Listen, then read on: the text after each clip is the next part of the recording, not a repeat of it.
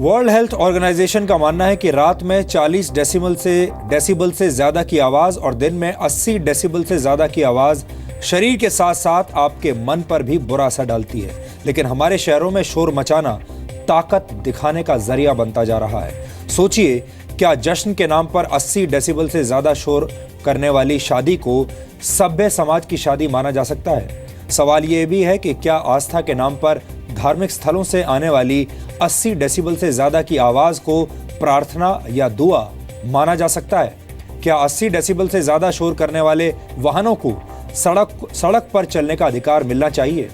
जाहिर है, शोर मचाने का अधिकार किसी को नहीं दिया जा सकता, लेकिन लोग हैं कि मानते नहीं और हमारी सरकारें कुछ करती नहीं।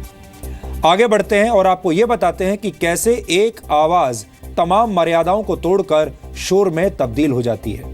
ध्वनि प्रदूषण को मापने का पैमाना डेसिबल होता है और एक सामान्य व्यक्ति 0 डेसिबल तक की आवाज सुन सकता है। यह पेड़ के पत्तों की सरसराहट जितनी आवाज होती है। सामान्य तौर पर घर के बेडरूम में आप और हम जो बातचीत करते हैं वो 30 डेसिबल के आसपास होती है, लेकिन 85 डेसिबल से ज्यादा की आवाज आपके कानों को स्थायी नुकसान पहुंचा सकती है और 100 डेसिबल की आवाज को 15 मिनट तक लगातार सुनने से आपके कान हमेशा के लिए खराब हो सकते हैं, जिसे आम बोलचाल की भाषा में हम कान का पर्दा फटना भी कहते हैं। यहां आपको बता दें कि एम्बुलेंस के सायरन की आवाज 115 डेसिबल तक होती है, जबकि आसपास से गुजरता भारी ट्रैफिक 90 डेसिबल तक का शोर पैदा कर सकता है और बंदूक से गोली चलाने पर निकलने वाली आवाज का लेवल 140 से 190 डेसिबल तक जा सकता है और ये आवाजें आपके कान को फौरन नुकसान पहुंचा सकती हैं।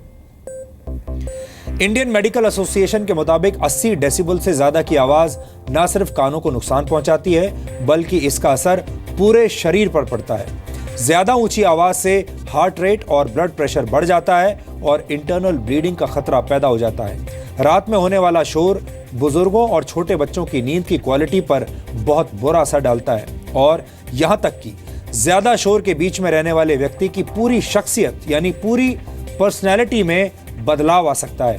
इसके अलावा ज्यादा शोर काम करने की क्षमता को प्रभावित करता है और शोर से शरीर के लिए हानिकारक फ्री रेडिकल्स की संख्या बढ़ जाती है। यानी अगर आप ऐसे इलाके में रहते हैं जहां ज्यादा शोर शराबा है तो आप मानसिक रूप से तो अस्वस्थ होंगे ही, आप शारीरिक रूप से भी अस्वस्थ होने लगेंगे, आपको बहुत सारी बीमारियां होने लगेंगी, गुस्सा जल्दी आने लगेगा और पर्सनैलिटी डिसऑर्डर्स होनी शुरू हो जाएंगी। आपने भारत के शोर मचाने वाले शहरों के बारे में तो सुन लिया, लेकिन यहां आपको यह भी बताना जरूरी है कि दुनिया के सबसे शांत शहर कौन से हैं। इस लिस्ट में पहले नंबर पर है स्विट्जरलैंड का शहर ज्यूरिक, दूसरे नंबर पर है ऑस्ट्रिया की राजधानी वियना, तीसरे नंबर पर है नॉर्वे की राजधानी ओस्लो और चौथे नंबर पर जर्मनी का शहर म्यूनिक। हमने आपको इन शहरों के नाम इसलिए बताए हैं क्योंकि हो सकता है कि एक दिन आपको दिल्ली और मुंबई जैसे शहरों का ध्वनि प्रदूषण इतना परेशान कर दे कि आपको कुछ दिन इन देशों में जाकर बिताने पड़े। भारत में अगर कोई आस्था के नाम पर मचाए जाने वाले शोर को रोकने की कोशिश करता है तो लोग उल्टे उस पर ही सवाल उठाने लगते हैं, लेकिन दुनिया के दूसरे देशों में ऐसा नहीं होता। दुनिया के बहुत सारे मुस्लिम देश ऐसे हैं जहां मस्जिदों में लाउड स्पीकर्स के इस्तेमाल पर या तो रोक लगाई जा चुकी है या फिर सख्त नियमों में बदलाव किया गया है। आयरलैंड में मस्जिद बनाने के इच्छुक मुसलमानों को इस बात पर सहमति जतानी पड़ती है कि वो मस्जिद से लाउड स्पीकर्स बजाकर लोगों को प्रार्थना के लिए नहीं बुलाएंगे। जर्मनी की 160 में से सिर्फ 30 मस्जिदों से ही अजान की आवाज आती है। फ्रांस में मस्जिदों में लाउड स्पीकर्स के इस्तेमाल पर कोई प्रतिबंध तो नहीं है, लेकिन वहां की मस्जिदें फ्रांस की सेकुलर परंपराओं का पालन करते हुए खुद ही लाउड स्पीकर्स का इस्तेमाल नहीं करती। मलेशिया के राज्य पेनांग में मस्जिदों के बाहर लाउड स्पीकर्स के इस्तेमाल पर रोक लगाई जा चुकी है। प्रशासन ने शिकायत मिलने के बाद सिर्फ अजान को छोड़कर किसी भी वक्त लाउड स्पीकर के इस्तेमाल पर रोक लगा दी थी। 2014 में पाकिस्तान की राजधानी इस्लामाबाद में नियमों का उल्लंघन करने के आरोप में 73 इबादत गाहों के खिलाफ कार्रवाई की गई थी। कानूनों के मुताबिक इस्लामाबाद में अजान के अलावा किसी भी दूसरे मकसद के लिए एम्पलीफायर का इस्तेमाल नहीं किया जा सकता। इसी तरह इजराइल में एम्पलीफायर का इस्तेमाल करके लोगों को नमाज के लिए बुलाए जाने पर रोक लगाने की कोशिश की जा रही है। इजराइल की संसद ने इस प्रस्ताव को प्राथमिक मंजूरी दे दी है और वर्ष 2007 में श्रीलंका के सुप्रीम कोर्ट ने कहा था कि कोई भी किसी को लाउडस्पीकर या एम्पलीफायर की मदद से अपनी आवाज जबरदस्ती नहीं सुना सकता। जिस तरह किसी को भी फ्रीडम ऑफ स्पीच यानी अभिव्यक्ति की आजादी हासिल है, उसी तरह हर नागरिक को इस बात की भी आजादी है कि वो कुछ सुनना चाहता है या नहीं। और यही बात आज हम आपसे भी कह रहे हैं कि आपको इस बात की पूरी आजादी है कि आप ये कह सकें कि आप ये चीज जो कि जबरदस्ती आपको सुनाई जा रही है लाउडस्पीकर के जरिए, वो नहीं सुनना चाहते। आपके पास ना कहने का अधिकार है। वर्ष 2015 में इंडोनेशिया की कई मस्जिदों ने भी अपने लाउडस्पीकर्स की आवाज रमजान के महीने के दौरान कम कर दी थी और 2011 की जनगणना के आंकड़ों के अनुसार इंडोनेशिया में सबसे ज्यादा करीब 21 करोड़ मुसलमान रहते हैं, लेकिन वहां किसी को मस्जिदों में लगे लाउडस्पीकर से कम आवाज आने पर परेशानी नहीं होती। मुस्लिम आबादी के मामले में पाकिस्तान दुनिया का तीसरा बड़ा देश है। वहां भी जुम्मे की नमाज के दौरान शोर मचाने वाली इबादत गाहों पर कार्रवाई होती है, लेकिन किसी को कोई परेशानी नहीं है। मुस्लिम आबादी के मामले में भारत दुनिया में दूसरे नंबर पर है, लेकिन भारत में अगर कोई ये कह दे कि शोर मचाने से ही ऊपर वाला प्रसन्न नहीं होता है, तो बहुत सारे लोगों को ये बयान भारत के सेकुलर ढांचे पर चोट जैसा लगता है। लेकिन सवाल यहाँ पर मंदिर या मस्जिद से होने वाले शोर का नहीं है। शोर मचाना और अपनी पूजा पाठ या इबादत के लिए किसी और को परेशान करना ठीक नहीं है। और इस्लाम और हिंदू धर्म भी लोगों को यही शिक्षा देते हैं कि आपके किसी भी कर्म से आपके आसपास वालों को कोई परेशानी नहीं होनी चाहिए, फिर चाहे ये कर्म प्रार्थना या दुआ करना ही क्यों ना हो। कुल मिलाकर हम चाहते हैं कि आपको सही मायने में डू नॉट डिस्टर्ब का अधिकार मिलना चाहिए और इसीलिए ये खबर इतनी विस्तार से आज हमने आपको दिखाई है। आपसे हमने एक सवाल भी पूछा है और अगर आप चाहें तो अपने परिवार से, दोस्तों के साथ चर्चा करने के बाद इस पते पर हमें अपनी राय भेज सकते हैं। क्या मंदिर, मस्जिद और गुरुद्वारों में कान फोड़ू लाउडस्पीकर्स बंद होने चाहिए? 57575 पर आप SMS करें और कल शाम को हम आपको इस पोल के नतीजे दिखाएंगे और ये नतीजे देखने के बाद आपको समझ में आ जाएगा कि देश के ज्यादातर लोग क्या चाहते हैं। इसलिए अगर आपकी भी कोई राय है तो आप इस ओपिनियन पोल में शामिल होइए और देश को ये बताइए कि आप क्या चाहते हैं। आप जब भी किसी रेस्टोरेंट में या फिर होटल में खाना खाने जाते हैं तो आपको खाना आपकी भूख के हिसाब से नहीं बल्कि उस रेस्टोरेंट या फिर होटल द्वारा तय की गई क्वांटिटी के हिसाब से मिलता है। यानी जो पोर्शन वो तय करते हैं वो आपको दिया जाता है, जिसके बाद आप अपनी भूख के हिसाब से खाना खाते हैं और जो खाना बच जाता है उसे आप बर्बाद कर देते हैं, यानी उसको आप वापस कर देते हैं जो बर्बाद हो जाता है। भोजन से जुड़े इसी मिसमैनेजमेंट को अब केंद्र सरकार ठीक करना चाहती है।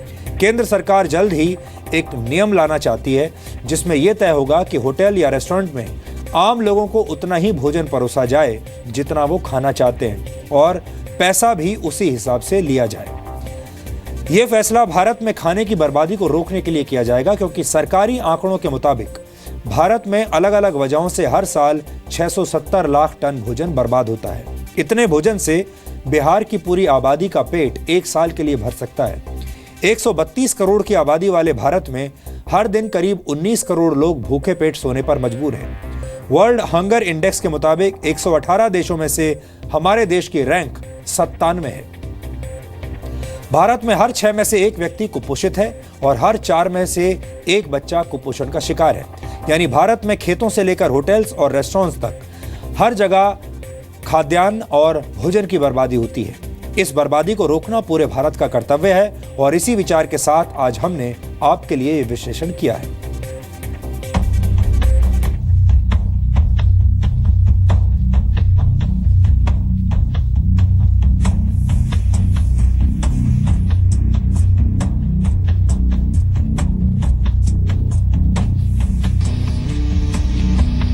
जरूरत से ज्यादा प्लेट में ले लेते हैं, जितनी चीजें दिखाई दे सब सारी की सारी प्लेट में भर देते हैं और फिर खा नहीं पाते हैं।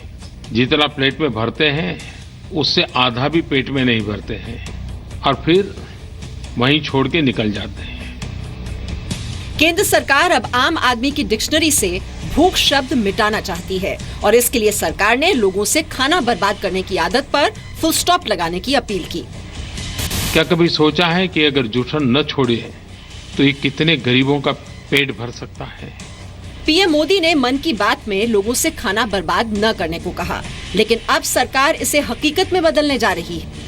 सरकार जल्द ही एक ऐसा नियम ला सकती है जिसके मुताबिक होटल और रेस्टोरेंट आपकी थाली में उतना ही खाना परोसेंगे जितने की आपको भूख है।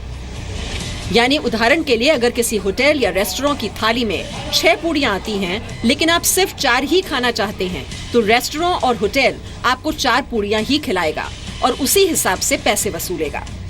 खाना की बर्बादी को रोकने के लिए और कंज्यूमर के इंटरेस्ट में, चूंकि उनको ज्यादा पैसा भी लगता है, तो हमने उसमें कहा कि आप एक पोर्शन में कितना खाना देते हो, ये क्वांटिटी तय कर दो। केंद्रीय मंत्री रामविलास पासवान ने तो साफ कर दिया कि नए नियम के मुताबिक होटल वालों को क्या करना होगा और क्या नहीं। लेकिन आपको आसान तरीके से एक बार फिर से समझाते हैं कि नए नियम से आपको क्या फायदा हो सकता है और खाने की बर्बादी कैसे रुकेगी। मान लीजिए कि आप 4 रोटी, आधी प्लेट दाल और थोड़ी सी सब्जी खाना चाहते हैं, लेकिन रेस्टोरेंट में अगर आप खाना खाने जाएंगे तो आपको आपके हिसाब से थाली नहीं मिलती। आपको होटल द्वारा तय की गई मात्रा में ही खाना लेना पड़ता है। अगर होटल द्वारा दी गई थाली में 4 की जगह 6 रोटी हो और आधी प्लेट दाल की जगह फुल प्लेट दाल हो और थोड़ी सी सब्जी की जगह ज्यादा सब्जी हो, तो आप उसे बदल नहीं सकते और जो खाना बच जाएगा वो बर्बाद हो जाएगा। लेकिन अगर ये तय कर दिया जाए कि कोई भी व्यक्ति किसी रेस्टोरेंट में अपनी जरूरत के मुताबिक भोजन खरीद सकता है और उस पर जरूरत से ज्यादा भोजन खरीदने का दबाव न डाला जाए, तो भोजन की बर्बादी रुक सकती है। जब आप किसी होटल में जाते हैं तो वहां आपको परोसे जाने वाली थाली में कैसे जबरदस्ती ज्यादा खाना परोसा जाता है, ये जानने के लिए हमने एक on the spot DNA test किया। होटल वाले ये प्यार आपकी सेहत को ध्यान में रखकर नहीं, बल्कि अपनी तिजोरी को ध्यान में रखकर लौटाते हैं। हमारा खाना आ चुका है, तो अभिनव तुम्हें देखकर क्या लग रहा है कि ये खाना हम दोनों पूरा खत्म कर पाएंगे? नहीं, मेरे हिसाब से मैं तो नहीं खा सकता इतना खाना। हम दोनों मिलकर भी ये खाना खत्म नहीं कर पाएंगे। 2 पीसेस ऑफ रोटी हैं, कट इनटू हाफ हैं, तो I think 1 is enough. Half हम दोनों खा सकते हैं। बिल्कुल। तो मेरे दोस्त अभिनव को भी लगता है कि ये जो खाना आया है ये हम दोनों जो है शायद मिलकर नहीं खा पाते हैं। जो क्वांटिटी है वो ज़्यादा है और हम लोग अक्सर जो है रेस्टोरेंट में जाते हैं और हमेशा ऐसा ही होता है, जो खाना है वो वेस्ट करके आते हैं। रामविलास पासवान का मंत्रालय जल्द ही होटल और रेस्टोरेंट मालिकों के साथ मीटिंग करके नए नियमों की रूपरेखा तय कर सकता है।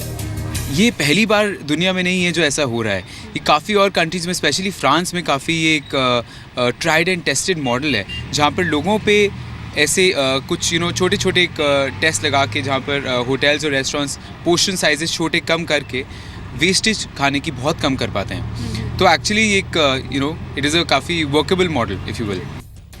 भारत में केवल होटल और रेस्टोरेंट्स में ही खाने की बर्बादी नहीं होती है। देश में होने वाले शादी, ब्याह और त्योहार में भी खाने की जमकर बर्बादी होती है। एक रिसर्च के मुताबिक सिर्फ बेंगलुरु में ही एक साल में होने वाली शादियों में 943 टन खाना फेंक दिया जाता है। इससे 2.5 करोड़ लोगों को एक वक्त का खाना दिया जा सकता है। भारत में हर साल इतना अनाज और खाना बर्बाद होता है जिसमें बिहार जैसे राज्य का पेट पूरे साल तक भरा जा सकता है। सरकार का कदम फूड इंडस्ट्री का स्वाद बिगाड़ सकता है, लेकिन इससे देश में खाने की बर्बादी जरूर रुकेगी। अगर आप सोच रहे हैं कि आपका पैसा है, उस पैसे से खरीदे गए खाने को आप चाहें तो फेंक और चाहे तो खा लें, कोई आपको भला कैसे रोक सकता है? तो आपको पता होना चाहिए कि खाना भले ही आपका है, लेकिन उस खाने को आप तक पहुंचाने वाले संसाधनों पर देश का हक है। उन 19 करोड़ लोगों का भी जिन्हें हर रात भूखे सोना पड़ता है। इसलिए सरकार के द्वारा लाए जाने वाले नियमों का इंतजार मत कीजिए। खाने की बर्बादी रोकिए ताकि आपका बचा खाना किसी भूखे का पेट भर सके। यशस्विका मल्होत्रा के साथ ब्यूरो रिपोर्ट, जी मीडिया, दिल्ली। भारत की आबादी लगातार बढ़ती जा रही है और बढ़ती हुई आबादी के हिसाब से ज्यादा खाने की भी जरूरत पड़ेगी और इसलिए हम भोजन की बर्बादी रोकने की आपसे आज अपील कर रहे हैं। यूनाइटेड नेशंस की एक रिपोर्ट के मुताबिक वर्ष 2022 तक भारत आबादी के मामले में चीन को पीछे छोड़ देगा और वर्ष 2030 तक भारत को 50% ज्यादा भोजन की जरूरत पड़ेगी। इसलिए भोजन बर्बाद मत कीजिए।